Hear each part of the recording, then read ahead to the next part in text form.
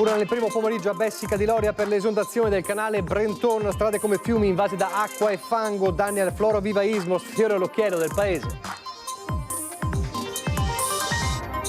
Una giornata come iniziato sospeso a Castelfranco quando al passaggio della piena alle 15 si è temuto il peggio, bacini aperti e idrovore al massimo, alla fine Avenale e Muson restano dentro gli argini. Paura anche ad Asolo e Carainati di San Zenone degli Ezzerini per l'esondazione di diversi canali, anche qui strade trasformate in corsi d'acqua, disagio alla circolazione. Maltempo della Marca, solo su edifici scolastici e strade provinciali danni stimati per oltre 1,5 milioni, ma la situazione è in evoluzione, la prima stima della provincia. Blitz dei Carabinieri di Udine, sotto sequestro i beni di 2 giostrai accusati di svariati assalti ai bancomat, sigilli anche a un appartamento nella Marca appena ristrutturato. Distrofia di Duchenne, le mamme hanno vinto, la commercializzazione del farmaco che rallenta la progressione della malattia non verrà bloccata e i bimbi potranno continuare a curarsi. Giovedì e poi di nuovo sabato il Giro d'Italia attraverserà la Marca, strade chiuse per il passaggio della Carovana Rosa, sospensioni di corse anche per bus e corriere. Telespettatori di Antenna 3, buonasera e ben ritrovati. Il telegiornale di Treviso, prima di aprire la lunga pagina sul maltempo, rilanciamo il sondaggio che questa sera vedrà il suo esito a Ring, che riguarda la nascita, l'ipotesi di nascita di un esercito in Europa, un esercito unico in Europa, perché il conflitto in Ucraina, la crisi in Medio Oriente spingono in molti a pensare che l'Europa debba dotarsi di un esercito comune. Allora vi chiediamo questo stasera, un esercito comune, unico in Europa? Sì, 0422 162 6691, no 0422 162 6690, queste le due opzioni come sempre. La chiamata è gratuita, state continuando a chiamare, fatelo anche successivamente al telegiornale, anche all'inizio poi di Ring e poi durante la trasmissione con Ferdinando Varino, l'esito di questo sondaggio che vi mostreremo nel corso anche del telegiornale. Allora, l'abbiamo raccontato nelle nostre edizioni straordinarie di oggi, l'allerta maltempo e uno dei collegamenti più frequenti era nella Marca trevigiana ed era con Lucio Zanato in una situazione peggiore nella Marca trevigiana, almeno dal pomeriggio, cioè Bessica di Loria, dove siamo di nuovo con Lucio. Buonasera Lucio. Buonasera Nicola, buonasera ai telespettatori di Antenna 3. Sì, siamo in quello che potremmo definire l'epicentro dell'ondata di maltempo di oggi nella Marca trevigiana. Bessica di Loria, città, anzi paese del florovivaismo, qui dovete vedere l'acqua era alta così, oltre 50 centimetri d'acqua, ha invaso completamente tutta l'area, qui era diventato un immenso fiume, ma proprio perché siamo arrivati prima, abbiamo fatto un reportage, vi facciamo vedere le immagini dell'acqua qui in questa zona arrivata tutta dal Brenton, che è un canale che arriva direttamente dalla montagna e da fonte. Il reportage e poi torniamo qui. E i problemi non ci sono stati solo nell'Asolano, solo sul Muson dei Sassi, ma si sono portati nel pomeriggio verso valle e quindi in questo caso verso Loria e Ramon di Loria. Siamo con il sindaco di Loria, Simone Baggio. Sindaco, buongiorno, anzi buongiorno, insomma, com'è stata questa mattinata e adesso com'è la situazione? La mattinata è stata molto impegnativa, la frazione più colpita è senz'altro Bessica, che conosciamo tutti, no? Per la bellissima fiera dei fiori, abbiamo il tratto di 81 dal centro fino a Loria che è completamente piena. Ecco, ma quest'acqua da dove arriva? Quest'acqua arriva dal Brenton, quindi dal centro di Bessica, dove scende da San Zenone e nella parte sottostante viene intubato sotto il centro di Bessica e se non riesce a essere drenata poi allaga il centro. Ecco, questo però significa che tutti diciamo, i campi a monte sono assolutamente pieni? Assolutamente sì, e già verso l'una oggi ho fatto un giro a vedere le vasche di illuminazione, erano già piene. Le stanno modulando e sono certo che stanno facendo il loro meglio, però questo è quello che si riesce a fare. La pioggia che arriva da nord è tantissima.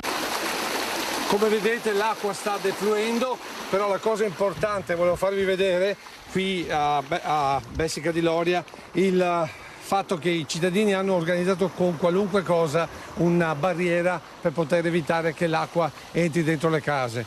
Qui avete visto, hanno improvvisato delle paratie, mentre lì il canale, la strada diventata canale continua a fluire.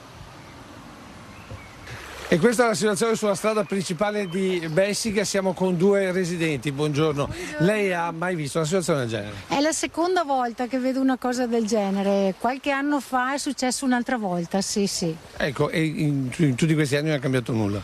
No, assolutamente no, speravamo che qualcosa fosse cambiato, ma l'evidenza dimostra che non è stato così. È il Brenton sostanzialmente che non bisogna ripensare a questo Brenton. Quando succede queste cose qua va fuori e basta. Non so che rimedi che sia. Ma lei qualche anno ce l'ha, prima come era? Anche prima, è sempre stato riparto quando era queste condizioni. Sempre, se non era un anno era fra 2 o 3 anni, sempre il solito problema. Perché là arriva da giù, da fonte, la fonte e nel centro di Bessica c'è la curva che passa sotto il ponte e là si ingruma tutto là. Voi avete avuto danni? No, per fortuna. Non avete interrato voi? No, per fortuna, che a volte ho fatto a casa ho avuto senza interrato, per fortuna. E questo è il Pighenzo, cioè il canale che è esondato qui in centro a Bessica di Loria. Buongiorno. Quante volte l'ha visto così? Tante volte.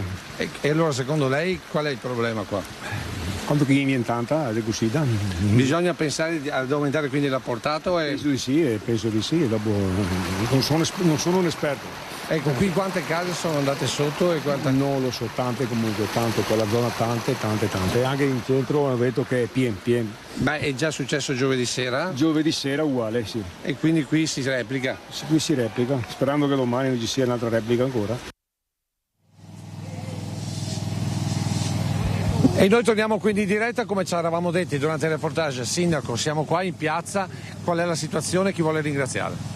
Allora, innanzitutto la situazione sta tornando alla normalità, stiamo finendo la pulizia delle strade e quindi il peggio sembra passato. Desidero veramente ringraziare di cuore tutti i volontari, i cittadini che ci hanno sostenuto e aiutato in questa giornata veramente terrificante per il nostro comune, e anche i volontari dell'AVAB e quindi della Protezione Civile della Pedemontana del Grappa, e ringrazio i sindaci veramente che mi hanno fornito di questo sostegno indispensabile. Insomma, diciamo che è stato un esercito di volontari che vi ha dato una mano. Per le prossime ore si prevede ancora pioggia, cosa dire ai cittadini?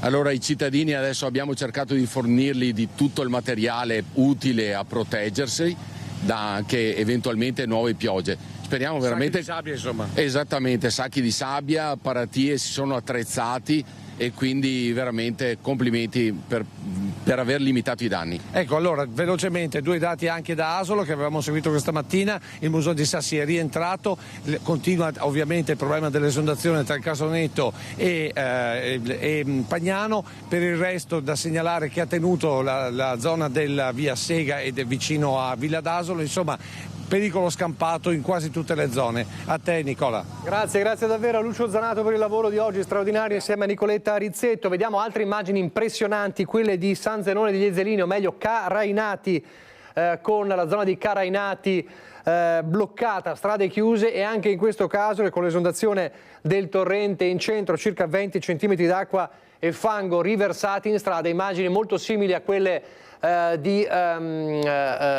ci ha mostrato a Bessica di Loria. Questo è successo a Carainati di San Zenone degli Ezelini, quindi un altro flash, un'altra istantanea di una giornata drammatica e di paura nella Marca. Parlava Lucio Zanato di Asolo, allora riavvolgiamo il nastro e vediamo come ci raccontava questa mattina nel corso della nostra edizione straordinaria la situazione di una via a Villa d'Asolo, guardate. Sono in mezzo all'acqua, ma in realtà sono in mezzo a una via. Siamo a Villa d'Asolo nella zona dell'asilo e questa è una strada che è diventata sostanzialmente un canale. E allora ci avviciniamo a uno degli abitanti di questa zona, Emanuele Rec.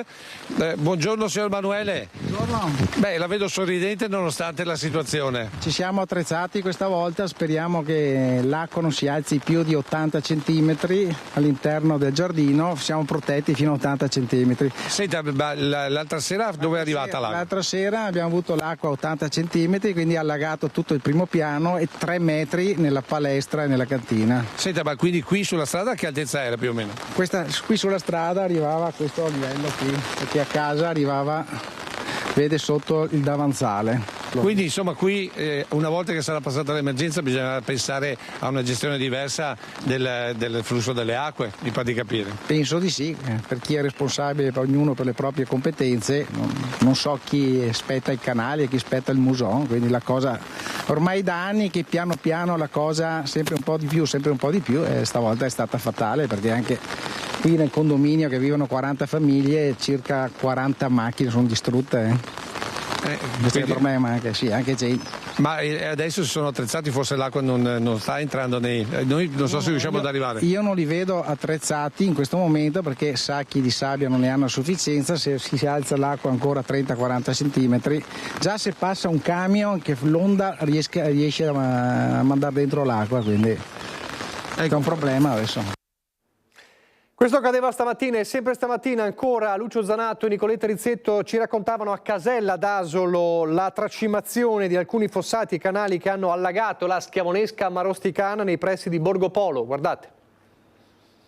Qui siamo nella zona della Fornace dell'Innovazione, per intenderci da Casella direzione Bassano, e questa è la marosticana schiavonesca esondata. Vedete qua, qui sono i canali diciamo così di adduzione, cioè sono dei canali non direttamente collegati al Muson dei Sassi, ma sono dei canali che caricano l'acqua dai campi, e questo ti dà la sensazione di quanto i campi non riescano più a ricevere.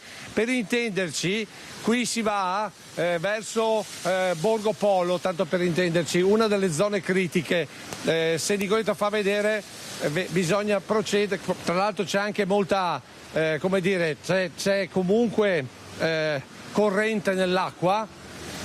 Vedete che le macchine devono passare con molta attenzione proprio perché in questo punto i canali non ricevono più. Qui è il punto dove passano le macchine, ma quella che vedete lì in fondo, adesso la vedremo un po' meglio da di qua, è la strada che porta giù a Borgo Polo. Quindi il primo dato da far vedere è proprio la zona di Borgo Polo, che in questo momento comincerà ad essere una delle aree critiche qui dell'Asolano. Come vedete l'acqua sta scendendo dalla collina e che non riceve più, e quindi di conseguenza tutta l'acqua finisce all'interno di questa strada, vedete, via Borgo Polo, e qui lì giù ci sono tutta una serie di case, abbiamo incontrato già giovedì scorso, che hanno avuto problemi di inondazione proprio a causa di una situazione molto simile.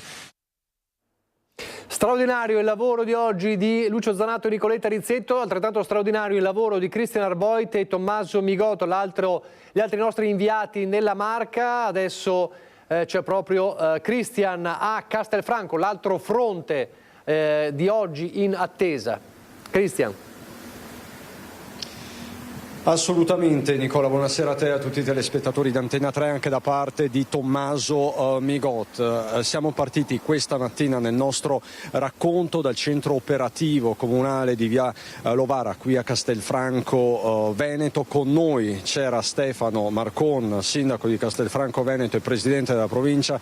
Stefano Marcon che è qui con noi anche questa sera per tracciare un bilancio. È stata una giornata molto frenetica, a tratti tesa. Eravamo con lui in diretta alle 11:30, poco prima delle 12, quando lo abbiamo visto strabuzzare gli occhi, il sindaco, perché per un certo momento lei ha temuto il peggio e l'osservato speciale era la venale che qui vediamo. Cosa stava succedendo alle 11:30? Stava succedendo che eravamo al limite, ha cominciato a piovere velocemente, copiosamente, e la situazione ormai stava andando in crisi e è stato un momento difficile, sì. Adesso tiriamo un sospiro di sollievo, oggi l'ho congedata in maniera un po' brusca e lì ci siamo interrogati su che cosa potevamo fare per poter dare un contributo a contenere questa ondata di piena, e abbiamo sperimentato le idrovore che avete visto messe qui. Ci piace pensare, l'ho già detto, che sia stato un dettaglio, un qualcosa forse di minima, ma probabilmente è stato un dettaglio che assieme ad altri ha consentito di far sì che a Castelfranco Veneto non ci siano state esondazioni oggi. Un dettaglio che ha fatto la differenza, e lo vedrete nei servizi, entreremo nel dettaglio. Quelle sono le mura di Castelfranco, il vallo che è alimentato, mi corregga se sbaglio, sindaco, con le acque dell'Avenale, e qui dall'altra parte invece il canale di Scolo che porta le acque dell'Avenale verso il Muson dei Sassi. Proprio il combinato disposto tra Avenale e Muson dei Sassi vi ha consentito oggi, tra le portate, appunto, a intervenire. L'onda di piena dell'Avenale è arrivata prima rispetto a quella del Muson, e quindi nel momento in cui si incontrano i due fiumi, se il Muson è basso ha capacità ricettiva da parte dell'Avenale, e quindi abbiamo sfruttato quel paio d'ore in attesa della piena del Muson che hanno consentito, ripeto, di dare un contributo allo scarico delle acque che arrivavano dall'Avenale. Stavamo laminando ed eravamo in contatto diretti con il Consorzio di Bonifica Piave in modo tale da regimentare anche l'alimentazione delle acque a monte delle casse di espansione, perché se per caso si fossero saturate allora diventano poi ininfluenti. In questo modo, regimentando al limite, abbiamo avuto la possibilità appunto di non esontare, di sfruttare ogni singolo centimetro di capacità degli alvei dell'Avenale. Ricordo che siamo andati a più 16 rispetto al punto zero al ponte dell'ospedale, e quella è stata la misura al limite per oggi. Comunque ha tenuto da Bella Venezia, che sostanzialmente è la frazione che in primis viene colpita da esondazioni, e ce l'abbiamo fatta, si può tirare un sospiro di sollievo adesso. E poi con i servizi andremo anche a Bella Venezia, uno degli epicentri dell'emergenza anche della scorsa settimana, con tantissimi danni. Lei, sindaco, si è sentito poco fa al telefono con il prefetto di Treviso, Angelo Sidoti, ha comunicato di fatto la fine dell'emergenza. Questo anche a livello provinciale, e qui appunto ne approfitto della sua duplice veste anche da presidente della provincia di Treviso. A livello provinciale probabilmente, ma lasciatemi usare il condizionale perché la giornata non mi ha consentito di essere appieno a livello provinciale, ma credo che il problema più grosso sia stato in quel di Bessica, dove abbiamo visto che il Brenton è esondato e ha portato la frazione di Bessica sostanzialmente ad essere sommersa dalle acque del Brenton. Adesso mi sono sentito col sindaco pochi minuti fa, la situazione è rientrata, stanno pulendo le strade dal limo che si è depositato, apriranno la strada provinciale 81 a breve, così come metteranno in pristino tutta la viabilità compromessa dall'esondazione. Quindi lei conferma ovviamente quanto riferito prima dal collega Lucio Zanato. Da ultimissima battuta, sindaco, i danni in provincia tra viabilità provinciale e scuole, avete fatto un conto? Una prima stima che abbiamo fatto, ma rispetto all'evento di giovedì sommano circa 1,5 milioni. A questi bisognerà sommare i danni che derivano da questa criticità meteo, quindi sono sicuramente in ascesa, in salita. Appena avremo la conta dei danni la inoltreremo alla Regione, che ringraziamo per aver aperto lo stato di crisi. Nicola. Benissimo, grazie Cristian, grazie davvero a te Tommaso Migotte, grazie anche al sindaco Stefano Marcone. Allora, vediamo, giornata frenetica hai detto a Castelfranco, vediamo com'è andata questa giornata di apprensione.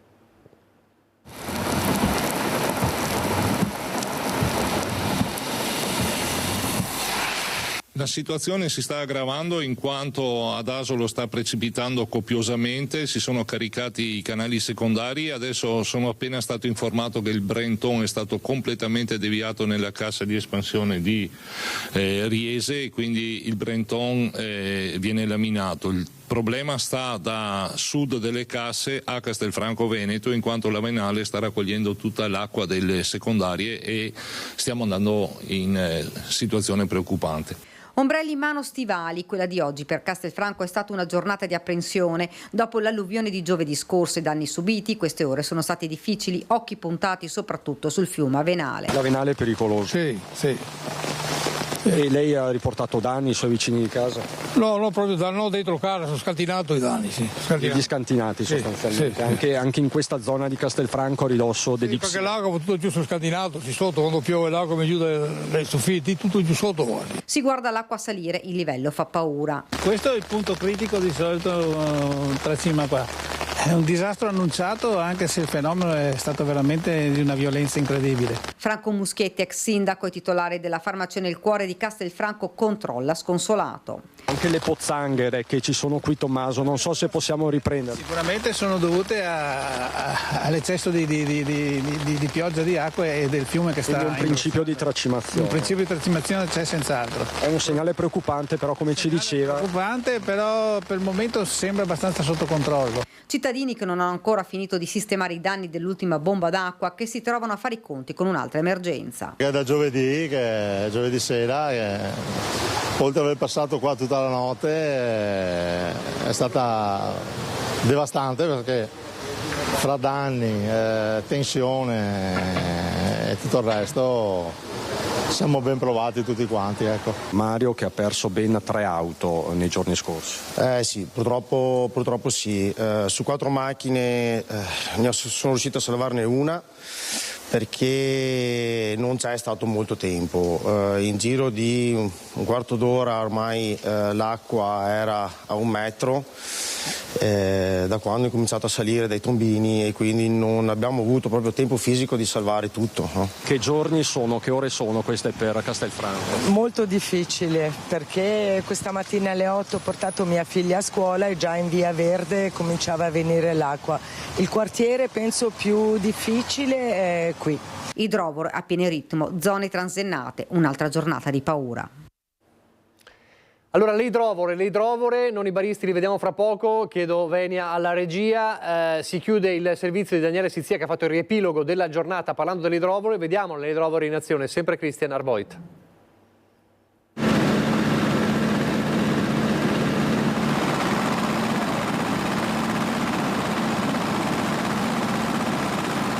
Presidente, ci può illustrare che operazione state portando avanti in questo angolo di Castelfranco? Siamo all'altezza di via Cazzaro. Allora, cerchiamo di aumentare la portata d'acqua della Venale. Qua ci sono delle chiamate in gergo delle boe, che più di quello, siccome che sono fisse, più di quello non possono scaricare. Ovviamente con questo sistema stiamo travasando l'acqua da sopra per aumentare la portata dell'acqua in discesa. Ci sono 2, 3, adesso stanno montando la terza pompa da 5.000 litri l'una al minuto, e noi abbiamo la nostra di Castelfranco piccolina che aiuta, la nostra ne fa 1.600.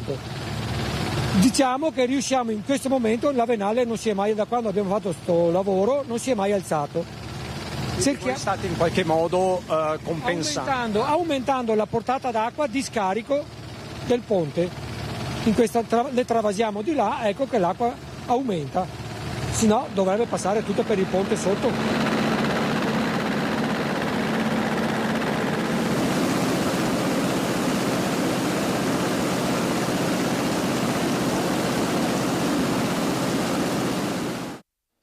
Fondamentale l'utilizzo dell'idrovore, poi la resilienza dei residenti di Castelfranco, dei commercianti, degli esercenti come questi baristi che ha intervistato sempre Christian.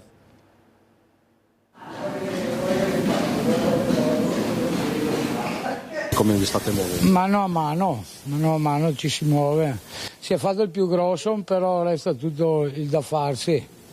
Quindi spalle larghe e mani buone. Mani buone soprattutto. Mani buone. Ma come danni li avete quantificati in questi giorni? Beh, da me effettivamente a livello di danni non eccessivi, perché avevo solo un magazzino di portapani e via dicendo. C'è stato chi ha avuto danni più grossi e mi dispiace per loro, dai musicisti con le batterie al dentista con i suoi attrezzi, capito? Ai vecchi jukebox degli anni 40-30. Ma l'allerta rimane alta anche adesso, mi pare, perché sì, però abbiamo lavorato molto, ci siamo preparati bene, quindi affrontiamo il destino. I danni più grossi è il tenere chiuso più che i danni materiali, perché alla fine il danno grosso è tenere chiuso e non poter soddisfare le persone che passano. Perché voi oggi avete tenuto chiuso? Siamo aperti, ma la gente non gira, perché giustamente è tutta in allerta, pronta al peggio, insomma. Diciamo, ecco, siete sempre in allerta. Siamo sempre in allerta. Infine c'era un ultimo fronte che faceva paura almeno ieri, quello del Sile, ma fortunatamente questa zona la zona tra Casale e Roncada è stata risparmiata.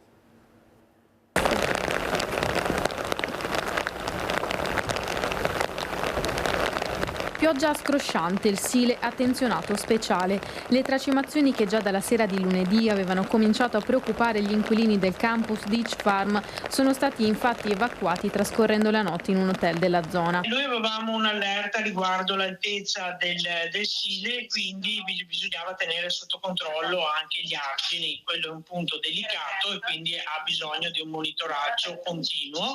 Oggi il Genio è intervenuto ponendo dei teloni sopra l'argine, come avete visto, e quindi l'area è stata messa in maggior sicurezza. Allerta data non solo dalla possibile e repentina salita del Sile, ma soprattutto da dei trafori scavati dalle nutrie che hanno reso l'argine ancora più fragile. Uomini della protezione civile e carabinieri in congedo al lavoro sin da notte fonda per mettere in sicurezza il terrapieno che costeggia il Sile e che dista poche centinaia di metri dai dormitori del campus Beach Farm. Posizionati teli lungo gli argini più soggetti alle tracimazioni per aiutare l'acqua a defluire con più velocità. Noi l'allerta come comune l'avevamo su tutto il territorio comunale, Roncade e Casale. Ieri siamo stati avvertiti dalla prefettura e dalla protezione civile provinciale che eravamo comuni da considerare a rischio in modo particolare per delle precipitazioni che poi fortunatamente non si sono verificate con quell'intensità. Allerta rossa che aveva fatto scattare l'allarme anche a Casale sul Sile, dove il livello del fiume dopo le piogge della scorsa settimana non accennava a scendere, diventando un potenziale pericolo. Siamo stati sul territorio da mezzanotte alle 6 perché avevamo una previsione di un evento meteorico avverso già stanotte da mezzanotte alle 4. Fortunatamente non è avvenuto, ma abbiamo visto che anche il Sile è calato e dal briefing insomma ci siamo organizzati per i monitoraggi nel momento in cui avremo il nuovo bollettino e vedremo appunto la situazione prevista. E abbiamo già distribuito sacchetti di sabbia a tutti i residenti che erano stati colpiti la settimana scorsa. Abbiamo delle postazioni con sacchetti di sabbia nel territorio già posizionati e le squadre operative, sia la protezione civile che abbiamo anche la disponibilità dell'Associazione Nazionale Carabinieri in Congedo. Fino alle 21 c'è anche la polizia locale, insomma, quindi attendiamo per i monitoraggi e per intervenire all'occorrenza. Livello del fiume che rispetto alle scorse ore è calato toccando i 70 centimetri rispetto ai 2,2 metri della scorsa settimana. Previsioni che fanno ben sperare, ma le squadre di soccorso restano attive. Non si tira ancora un sospiro di sollievo, sindaca? No, finché non vedo un bollettino che mi indica che qui è verde non si tira nessun sospiro di sollievo, ma non per allarmare qualcuno, ma per essere pronti e operativi. Adesso in pubblicità chiudiamo la pagina del maltempo, ma c'è ancora molta cronaca.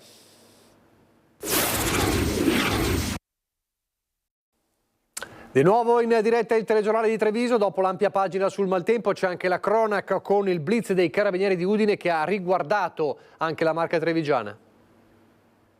Sono accusati di svariati assalti ai bancomat con tanto di armi ed esplosivo. Ora, a loro carico, i carabinieri di Udine hanno provveduto a sequestrare, su disposizione del GIP del Tribunale di Brescia, un'abitazione appena ristrutturata del valore di 100.000 euro nella Marca trevigiana, un caravan e la motrice di un camion, ma anche la somma in denaro di 20.000 euro corrispondente al prezzo ottenuto dalla vendita di un'auto di lusso acquistata, secondo quanto emerso dalle indagini, con proventi illeciti. Al centro delle attività investigative due giostrai veneti, un 48enne di Padova e il cugino, un 45enne di Treviso, arrestati a seguito di diversi colpi avvenuti tra il 2019 e il 2021. Nella lista ci sono diversi assalti, tra questi uno a Basiliano, allo sportello della Banca Ter, un colpo al centro commerciale Emisfero di Fiume Veneto e poi un'altra serie di blitz in tutto il nord Italia. Dovranno rispondere anche di altri reati come rapina, ricettazione, riciclaggio e trasferimento fraudolento dei valori. I beni oggetto di sequestro, concluso l'iter processuale di fronte a un'eventuale condanna, saranno sottoposti a confisca e acquisiti al patrimonio dello Stato. Condannati per spaccio e furti, 2 stranieri espulsi dall'Italia dopo la scarcerazione.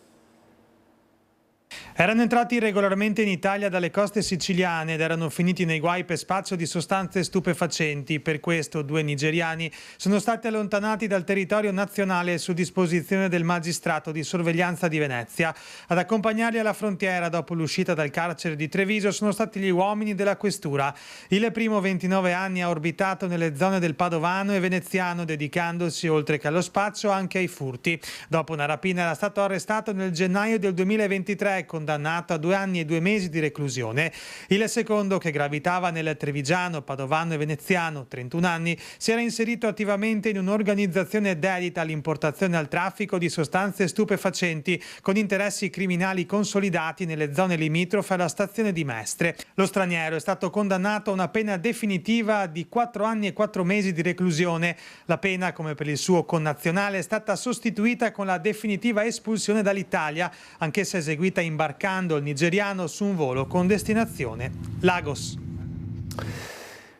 Il tentato omicidio di Spresiano è stato scarcerato, il 59enne arrestato con l'accusa con questa pesante accusa dopo la lite sfociata appunto nell'accoltellamento a Spresiano. L'uomo Alessandro Manzoni si è presentato oggi di fronte al GIP per l'udienza di convalida dell'arresto e l'interrogatorio di garanzia. Il giudice ha disposto per lui il divieto di avvicinamento alla vittima. Il fatto è accaduto in una palazzina di via Lazzaris la sera di sabato scorso, quando il 59enne aveva colpito al braccio con alcune coltellate il vicino di 48 anni che gli aveva staccato il contatore dell'elettricità. I litigi tra i due andavano avanti da tempo. Il pubblico ministero aveva chiesto per il 59enne il divieto di dimora nel territorio di Spresiano.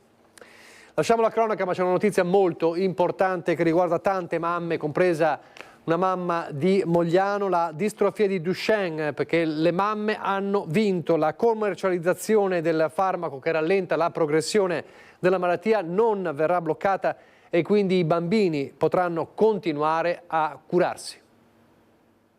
La Commissione europea ha stoppato la decisione negativa sul farmaco Translarna, la decisione che era stata emessa dal CHMP, e quindi adesso il farmaco continuerà ad essere commercializzato. È evidente la gioia negli occhi di mamma Elena, diventata il simbolo delle mamme dei bimbi colpiti dalla distrofia muscolare di Duchenne, 800 in Europa, in cura con Translarna, un farmaco sperimentale che rallenta il progredire della malattia. La commercializzazione del farmaco era stata bloccata dal Comitato Medicinali per uso umano e da fine maggio non sarebbe più stato disponibile. Oggi l'ufficialità, la Commissione europea ha deciso di non adottare il parere negativo. I bimbi potranno continuare la cura, una cura che significa guadagnare tempo. Grazie a questo farmaco i bambini riescono a deambulare per una media di 3 anni e mezzo in più, oltre poi appunto posticipare tutte le successive tappe della malattia e quindi guadagnare tempo, che per noi è la cosa più importante, dato che la ricerca nel frattempo sta continuando ad avanzare. Stavolta hanno vinto la loro battaglia le mamme, che dalla disperazione dopo il secondo parere negativo sul farmaco oggi sanno di avercela fatta. Poi abbiamo capito che però una madre non si può arrendere di fronte a nulla e quindi abbiamo continuato a sperare, a lottare e adesso sì, stiamo metabolizzando che ce l'abbiamo fatta. Quindi questo ci fa sicuramente pensare e capire quanto a volte la determinazione e l'amore di una madre possano veramente fare grandi cose. Complimenti per questa battaglia. Adesso torniamo a parlare del Giro d'Italia, ormai in arrivo anche nella Marca, e vediamo quali sono i divieti e la viabilità, come cambia a Treviso. La Marca si prepara al passaggio della carovana rosa nelle 2 giornate di giovedì e sabato. Non ci sono partenza o arrivo di tappa, ma la provincia di Treviso sarà attraversata giovedì dalla 18ª tappa, Fiera di Primiero, Padova. Per l'occasione sono previste alcune modifiche alla viabilità. Nella Marca la carovana entrerà nel territorio di Valdobbiadene, attraversando i territori di Guia, Col San Martino, Sernaglia, Falzè, Ponte della Priula, Spresiano, Villorba, Treviso, Quinto e Zero Branco, indicativamente dalle 14.30 alle 16:15. Previste ovviamente chiusure e modifiche alla viabilità. A Treviso città divieto di circolazione dalle 13 alle 15:50 circa su Viale della Repubblica, Piazzale Pistoia, rotatoria del mercato ortofrutticolo, Noalese, cavalcavia di San Giuseppe, via da Corona, via Marini, via Zorzi, strada di Boiago e strada dell'aeroporto. In queste ultime vie sarà istituito anche il divieto di sosta dalle 8 alle 16. Verrà effettuata la chiusura dello svincolo d'uscita della tangenziale Noalese direzione Paese, eccetto per i veicoli diretti all'aeroporto e i frontisti aventi titolo, dalle 13 alle 15:50, uscita della tangenziale chiusa anche in direzione Silea e su tutte le vie e le strade afferenti al percorso di gara, con prefiltri di deviazione del traffico. Prima di andare a Belluno vi faccio vedere questo manifesto che riguarda un importante appuntamento, interessante appuntamento domani sera all'Ippodromo di Treviso, convegno su sport e benessere dalle 17:30 alle 19:30 con tanti ospiti importanti, tra i quali spicca l'olimpionico Igor Cassina. Quindi domani dalle 17:30 alle 19:30 il convegno sport e benessere all'Ippodromo di Treviso. Andiamo a Belluno adesso. Con la notizia che è rimbalzata in tutta Italia e non solo, corruzione e turbata libertà degli incanti, piomba un'inchiesta della Procura di Milano sulle Olimpiadi di Milano Cortina 2026. La Guardia di Finanza in un blitz stamattina ha acquisito documentazione alla sede di Fondazione Milano Cortina. Ci sono 3 indagati. La lezione di Torino 2006 non è servita a nulla. La prospettiva di attingere a guadagni quanto mai sostanziosi ha scatenato molti appetiti, come quello per gli affidamenti di servizi relativo al cosiddetto ecosistema digitale per un valore complessivo che sfiora i 2 milioni di euro. Appalti Milano Cortina 2026. C'è la prima ufficiale inchiesta della Procura di Milano che oggi ha iscritto nel registro degli indagati per corruzione e turbata libertà degli incanti l'ex AD della Fondazione Milano Cortina fino a marzo 2022 Vincenzo Novari, l'ex dirigente Massimiliano Zucco e Nicola Tomassini, legale e rappresentante di Vetria, la società che si è aggiudicata le 3 gare per i servizi digitali dell'evento. Nessuno di loro riveste attualmente alcun ruolo all'interno della fondazione controllata dal CONI. Corruzioni in cambio di somme di denaro e altre utilità, come un'auto smart per Zucco che sarebbe stata pagata direttamente da Tomassini tramite la Vetria fin dal novembre 2019. Si legge nel decreto di perquisizione della Procura di Milano, eseguito questa mattina dalle Fiamme Gialle nella sede della Fondazione nel quartiere di City Life. Agli atti le conversazioni WhatsApp tra gli indagati. Secondo la Procura, Luca Tomassini intervenne sull'ex AD Vincenzo Novari per consentire l'inserimento nel comitato organizzatore delle Olimpiadi di Massimiliano Zucco quale dirigente dei servizi digitali, con un compenso complessivo di oltre 850.000 euro tra il 2020 e il 2022. Nell'indagine della Procura Meneghina c'è anche il presunto tentativo di pilotare il televoto per la scelta del logo di Milano Cortina 2026. Nel decreto di perquisizione si legge che l'ex dirigente Massimiliano Zucco, attivo in interlocuzioni con Luca Tomassini, avrebbe insistito affinché uno dei 2 loghi relativi all'evento oggetto di televoto pubblico, gestito sempre da Vetria, avesse la meglio sull'altro, in violazione dell'idea stessa di una giuria popolare deputata in via esclusiva alla scelta del logo. Sta crollando come un castello di carte, annota la deputata Aurora Floridia di Alleanza Verdi e Sinistra, che al governo chiede di spiegare agli italiani cosa sta accadendo e come si stanno spendendo i soldi pubblici. Ovviamente una notizia e un'inchiesta che apre uno squarcio profondo e che ovviamente seguiremo anche nei prossimi giorni. Crisi e incertezza sul futuro degli stabilimenti SEST di Limana e Mel, ex ACC. La Wilm di Belluno ha chiesto e ottenuto la convocazione per il prossimo 30 maggio del tavolo socio-istituzionale di confronto con la Regione e il gruppo Luce SEST, mentre l'uso della cassa integrazione continua ad aumentare nei 2 stabilimenti, dichiara Antonino Colombo della Wilm Will. La preoccupazione dei lavoratori cresce. Al tavolo sarà chiesto il monitoraggio del sito di Mel e dei lavoratori ex ACC e le prospettive future di tutto il gruppo SEST, anche dello stabilimento di Limana.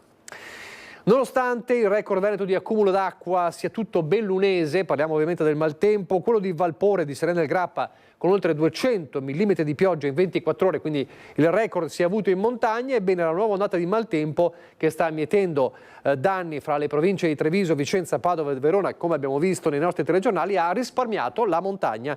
Pioggia insistente, tanta, ma nessun problema al momento è stato segnalato né per la tenuta dei corsi d'acqua né per le frane, salvo la caduta di detriti sulla 348 Feltrini in località Carpen, dove uno smottamento si era verificato anche la scorsa settimana.